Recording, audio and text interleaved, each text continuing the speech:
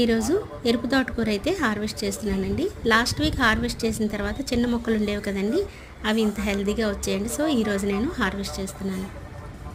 Actually నేను వంగ మొక్కలు అయితే వేసుకున్నానండి. అవి పెరిగేలోపు టైం వేస్ట్ ఎందుకని తోటకూర విత్తనాలు ఇక్కడ వేసుకున్నాను. సో ఈ విధంగా మనకి తోటకూర అయితే ఉపయోగపడిందండి. ఇక ఈ తోటకూర విషయానికి వస్తే అండి, దీనివల్ల ఉన్న హెల్త్ బెనిఫిట్స్ మనం లాస్ట్ వీడియోలో చర్చించుకున్నాం.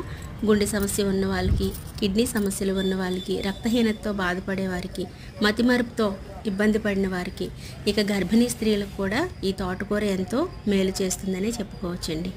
ఈ రెడ్ తోటకూరలో అండి vitamin A, B, C, calcium, potassium, అన్ని రకాల ఐరన్ అండ్ మెగ్నీషియం, చాలా అంటే చాలా విటమిన్స్ అయితే ఉన్నాయండి.